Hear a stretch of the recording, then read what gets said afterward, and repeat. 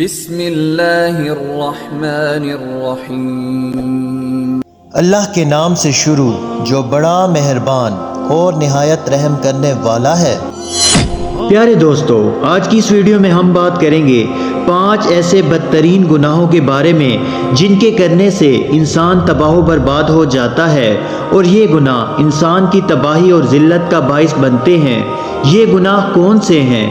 اس حوالے سے ایک شخص حضرت علی رضی اللہ تعالی عنہ کے پاس آیا اور آ کر عرض کرنے لگا کہ حضرت، وہ کون سے ایسے بدترین گناہ ہیں جو انسان کے رزق کو ختم کر دیتے ہیں، اور یہ گناہ دنیا اور آخرت میں انسان کو اس طرح ذلیل کرتے ہیں کہ انسان کا دنیا اور آخرت میں کوئی مددگار باقی نہیں رہتا۔ یہ سن کر حضرت علی رضی اللہ تعالیٰ عنہ نے فرمایا کہ رسول اللہ صلی اللہ علیہ وآلہ وسلم نے ارشاد فرمایا، جس کا مفہوم یہ ہے 5 گناہ ایسے ہیں جن کے کرنے پر انسان دنیا اور آخرت میں تباہ و برباد ہو جاتا ہے۔ 5 گناہ ایسے خطرناک گناہ ہیں جن کے کرنے پر انسان دنیا اور آخرت میں ذلیل ہو جاتا ہے۔ یہ گناہ کرنے والا شخص دنیا میں بے سکون اور بے آرام ہو جاتا ہے۔ وہ اپنا سکون اپنے ہاتھوں سے خود برباد کر دیتا ہے اور اس کی مشکلات عروج پر آ جاتی ہیں۔ یہ گناہ ایسے خطرناک گناہ ہیں۔ حضرت علی رضی اللہ تعالیٰ عنہ نے فرمایا کہ اگر تم چاہتے ہو کہ اللہ تعالیٰ کا خاص کرم تم پر برقرار رہے، اور اگر تم یہ چاہتے ہو کہ رزق کی فراوانی ہو اور کامیابی تمہارے قدم چومے اور ہمیشہ خوشحال رہو، تو ان گناہوں سے ہمیشہ بچ کر رہنا اور یہ گناہ کبھی نہ کرنا۔ پوچھا گیا، حضرت وہ گناہ کون سے ہیں؟ وہ 5 خطرناک گناہ کون سے ہیں جن سے ہمیں بچنا ہے؟ تو حضرت علی رضی اللہ تعالیٰ عنہ نے فرمایا، پہلا گناہ تو سود کھانا ہے، سود کا کاروبار کرنا ہے۔ فرمایا، سود خور انسان دنیا میں بھی ذلیل اور آخرت میں بھی ذلیل۔ سود خور انسان کو کبھی عزت نہیں ملتی، اور سود خور انسان کی دنیا اور آخرت دونوں تباہ و برباد ہو جاتی ہیں۔ وہ ہمیشہ سکون کی تلاش میں رہتا ہے، لیکن وہ سکون کی نیند کبھی نہیں سوتا۔ جو شخص دوسروں کو پریشانی میں ہر وقت مبتلا رکھتا ہے، خود بھی ہر وقت، ہر گھڑی، ہر لمحے پریشانیوں میں گھرا رہتا ہے۔ ہر طرح کی مصیبتیں اسے گھیر لیتی ہیں۔ فرمایا، قیامت کے دن سود خور انسان ایسے اٹھیں گے کہ ان کے چہرے مسخ کر دیے جائیں گے۔ ایک سود خور شخص تھا جو سیڑھی سے نیچے گرا، منہ کے بل زمین پر گرا اور وہیں مر گیا۔ بیٹا کئی روز تک باپ کا غم مناتا رہا۔ ایک رات بیٹے نے باپ کو خواب میں دیکھا، دیکھ کر پوچھا کہ ابا تیرے ساتھ کیا معاملہ ہوا؟ تو سود خور نے جواب دیا کہ نہ پوچھ بیٹے، سیڑھی سے نیچے گرا تھا، بجائے زمین پر آنے کے سیدھا جہنم میں چلا گیا۔ اللہ اکبر۔ حضرت شیخ سعدی رحمۃ اللہ تعالیٰ علیہ فرماتے ہیں کہ میں ایک نیا مکان خرید رہا تھا، مکان کی تلاش میں تھا۔ اتنے میں ایک سود خور شخص میرے پاس آیا، مجھے کہنے لگا کہ یہ مکان خرید لو، عمدہ مکان ہے، اس میں کوئی عیب نہیں ہے، اور یہ بہت ہی اچھا مکان ہے، اور میں آپ کا پڑوسی بن جاؤں گا اور آپ کا ہمسایہ بن جاؤں گا۔ جب سود خور انسان یہ کہنے لگا کہ میں آپ کا ہمسایہ بن جاؤں گا اور اس محلے کا رہنے والا ہوں، اور یہ مکان بہت ہی عمدہ مکان ہے اور اس میں کوئی عیب نہیں، یہ سن کر حضرت شیخ سعدی رحمۃ اللہ تعالیٰ فرمانے لگے کہ اے نادان، تو کہتا ہے اس میں کوئی عیب نہیں، مجھے تو سارے کے سارے عیب اس میں نظر آتے ہیں۔ اس نے کہا، حضرت وہ کیسے؟ تو آپ نے فرمایا کہ اس سے بڑا عیب کیا ہوگا کہ تو میرا پڑوسی ہوگا، اور اس سے بڑا اور عیب کیا ہوگا کہ ایک سود خور میرا پڑوسی ہوگا۔ یہ مکان اگر مفت میں بھی ملے تو بہت مہنگا ہے۔ خدارا اگر دنیا اور آخرت میں عزت چاہتے ہو اور دنیا اور آخرت میں مقام چاہتے ہو، اور اگر تم چاہتے ہو کہ خوشحالی تمہارے ساتھ ہو اور اس کی فراوانی ہو اور کامیابی تمہارے قدم چومے، تو کبھی سود نہ کھانا اور سود کا کاروبار کبھی نہ کرنا۔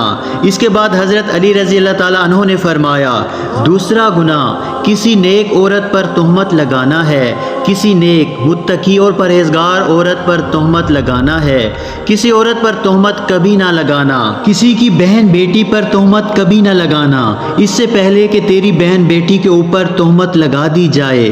میرا اللہ فرماتا ہے کہ جو شخص کسی عورت پر تہمت لگاتا ہے، جو کسی نیک عورت پر تہمت لگاتا ہے جو نیک، متقی اور پرہیزگار ہو، نماز پڑھتی ہو اور روزے رکھتی ہو اور اچھی عورت ہو، جو شخص کسی ایسی عورت پر تہمت لگاتا ہے تو وہ دنیا اور آخرت میں ذلیل و خوار ہو جاتا ہے۔ اگر تم کسی کو عزت نہیں دے سکتے ہو تو خدا را کسی کی عزت بھی مت اچھالو اور کسی کی بیٹی کے اوپر تہمت مت لگاؤ۔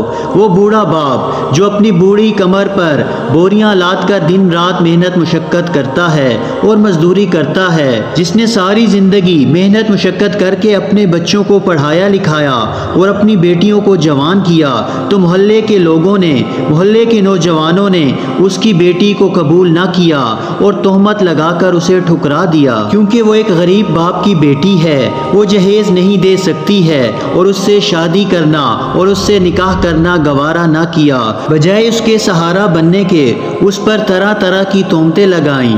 دوستو، ہم سب کو مل کر معاشرے سے ان برائیوں کو ختم کرنا ہوگا اور اللہ تعالیٰ سے پکی اور سچی توبہ کرنی ہوگی۔ اللہ تعالیٰ ہمیں توبہ کرنے اور اس پر استقامت کی توفیق عطا فرمائے۔ اور دوستو، اس کے بعد تیسرا سب سے بڑا گناہ کسی کا مال ہڑپ کر جانا ہے، خاص طور پر کسی یتیم کا مال۔ یتیموں کے سروں پر شفقت بھرا ہاتھ رکھو، یتیموں کے سروں پر رحمت بھرا ہاتھ رکھو، کیونکہ جب کبھی آپ مر جائیں تو آپ کی اولادوں کے سروں پر کوئی شفقت کا ہاتھ رکھنے والا موجود ہو۔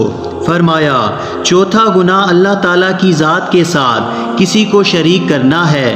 اللہ کی ذات وحدہ لا شریک ذات ہے اور اس کا کوئی شریک نہیں۔ دوستو، شرک ایک بہت بڑا گناہ ہے۔ اللہ تعالیٰ چاہے تو ہر گناہ معاف کر دے، چھوٹے بڑے گناہ معاف کر دے، مگر یہ شرک اتنا بڑا گناہ ہے کہ جس کی کوئی معافی نہیں۔ اور دوستو، ہمیں اس بات پر اللہ تعالیٰ کا لاکھ کروڑ شکر ادا کرنا چاہیے کہ اللہ تعالیٰ نے ہم سب کو ایک مسلمان گھر میں پیدا کیا اور آپ صلی اللہ علیہ وآلہ وسلم کا امتی بنایا اور شرک سے محفوظ رکھا۔ اللہ تعالیٰ سے دعا ہے کہ اللہ تعالیٰ ہم سب کو دنیاوی فتنوں اور شرک سے محفوظ رکھے اور ایمان کی حالت میں اپنے پاس بلائے۔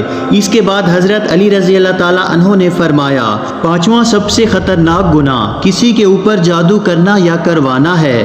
جو شخص کسی کے اوپر جادو کرتا ہے، کسی کو ذلیل کرنے کے لیے یا کسی کو تکلیف دینے کے لیے یا اس کو کسی طرح کی دنیاوی ایذا پہنچانے کے لیے، تو وہ تکلیف ایک ایسی چیز ہوتی ہے جو گھومتی پھرتی پھراتی اس شخص تک دوبارہ پہنچتی ہے جہاں سے وہ چلی ہوتی ہے۔ جادوگر انسان یوں سمجھے کہ وہ دائرہ اسلام سے نکل گیا ہے۔ خدا را یہ خطرناک گناہ کبھی نہ کرنا۔